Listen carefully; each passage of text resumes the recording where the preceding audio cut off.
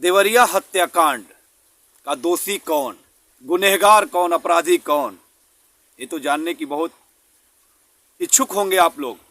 लेकिन मैं आपको बता दूं, अगर इसमें सबसे बड़ा दोषी कोई है, कोई अपराधी है, तो वह है राजस्व विभाग।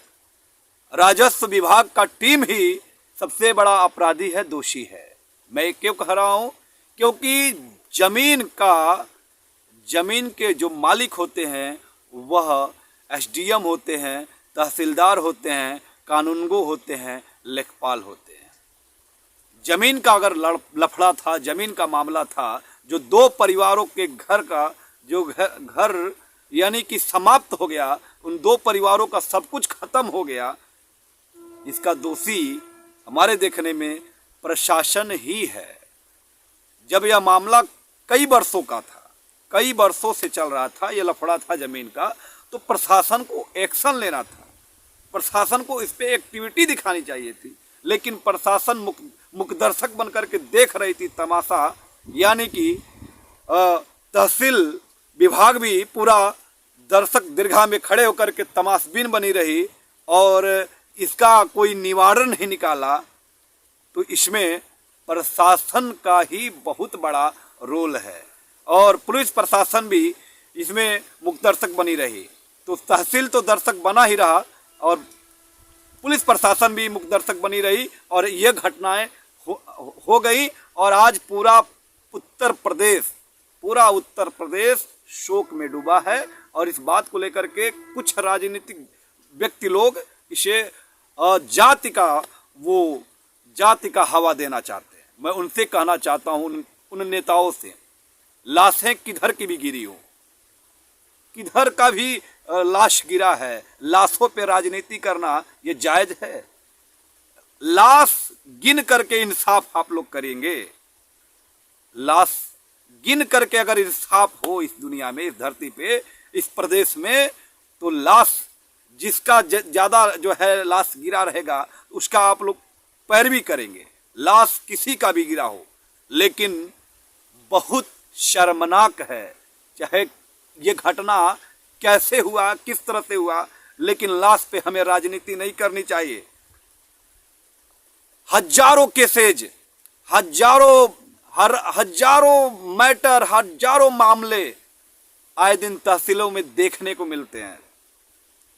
और आपको बता दें क्राइम कहां से बढ़ता है भैया, हम आपको बता दें क्राइम कहां से बढ़ता है। क्राइम यहीं से बढ़ जाता है कि जब राजस्व विभाग किसी जमीनी विवाद को लंबित करती जाती है, यानी कि खूब लंबा खींचता है, खूब लंबा चलाएगा, साल भर में नहीं क्लियर होगा, 2 साल, 3 साल, 4 साल, 5 साल, 6 साल, 10 साल, 12 साल, 15 साल, और वो क्या करती है?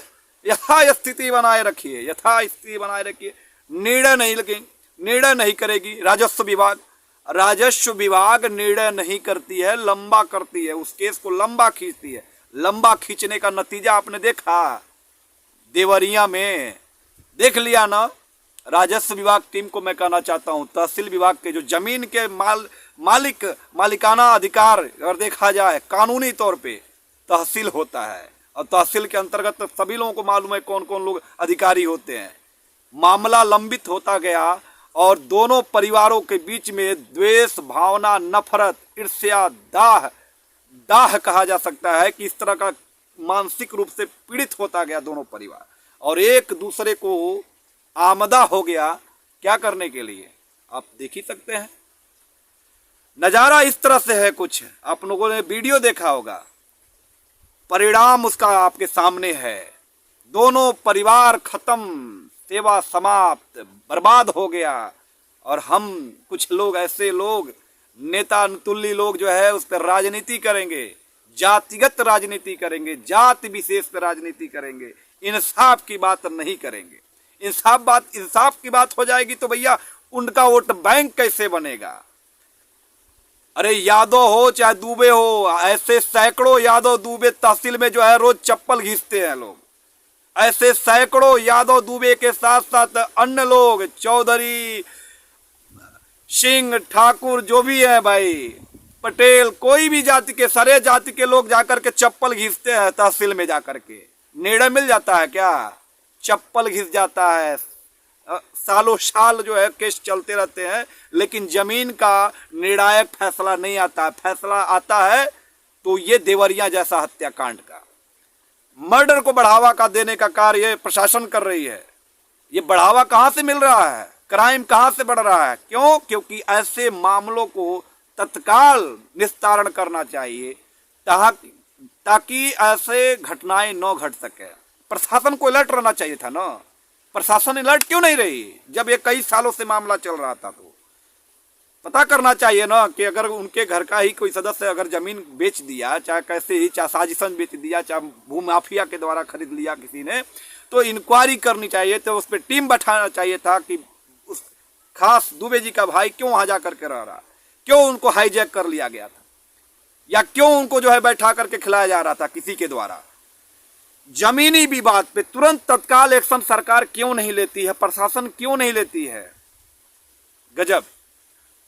लेकिन दो परिवार का आज सब कुछ खत्म हो गया, और ऐसे ही सैकड़ों हजारों मामले तहसील में हैं, सैकड़ों हजारों मामले तहसील में पड़े हुए हैं, और ऐसे मामले चलते रहेंगे, चलते रहेंगे, चलते रहेंगे। निस्तारण होने का कोई सवाल ही नहीं खड़ा होता है कि जल्दी से निस्तारण कर दिया जाए। तहसील दिवस बनाया गया है, तहसील दिवस पे सैकड़ों शिकायत पत्र जाते हैं। निस्तारण कितना होता है जानेंगे भैया आप लोग? निस्तारण होता है 4 ठो, 2 ठो, 3 ठो, बस साइन हो गया।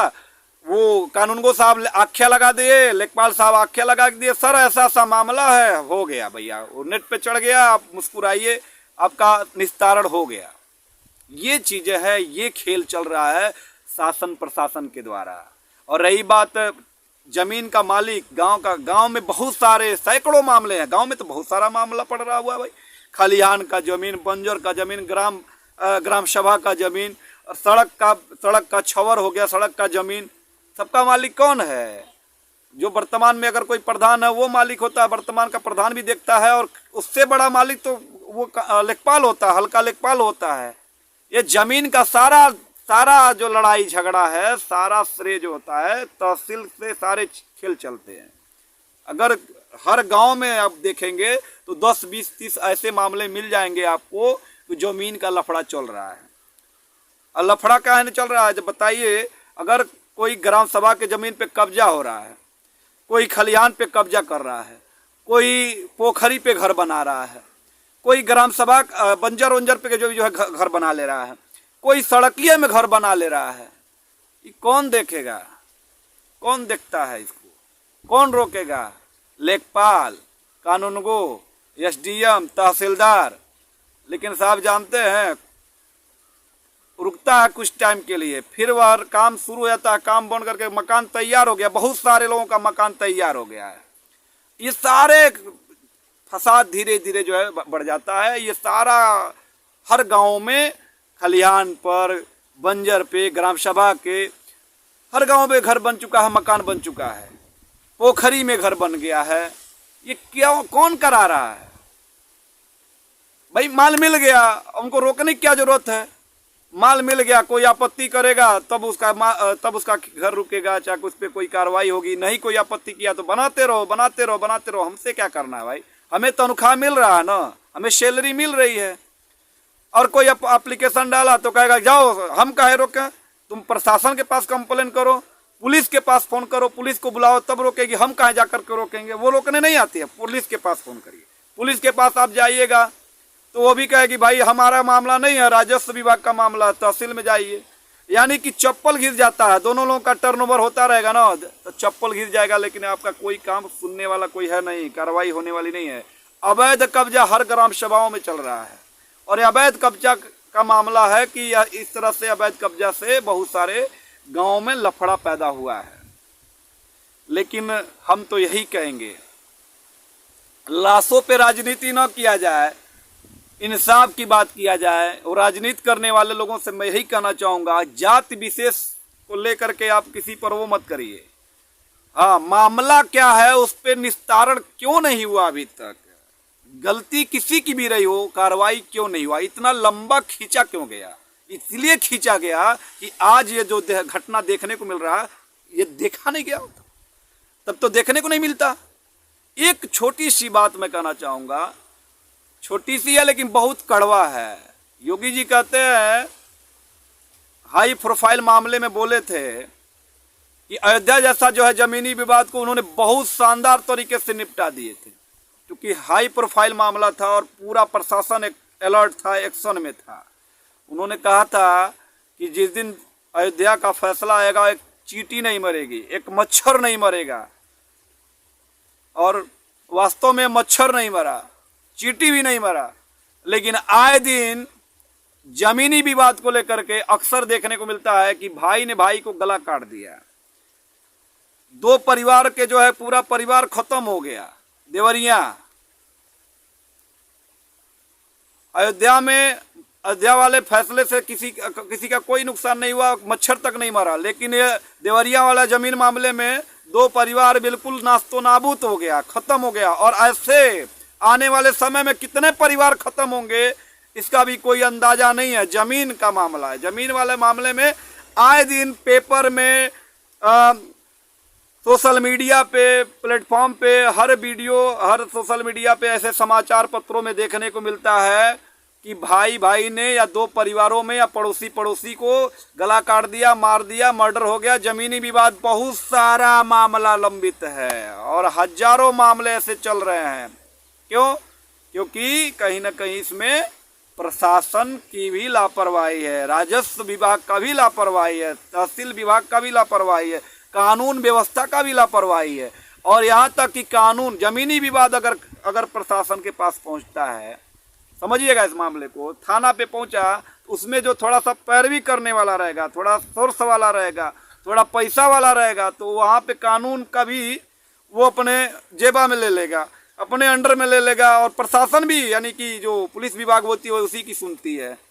सब कुछ देखने को मिलता है, आए दिन ऐसी घटनाएं बहुत सी होती हैं कि प्रशासन भी उसी की सुनती है। थाने पे मामला गया, थाने पे मामला सेटल हो जाएगा, एक पक्षी कार्रवाई की जाती है, कहीं कहीं थानों पे एक पक्षी कार्रवाई की जाती है जमीन के मामले में।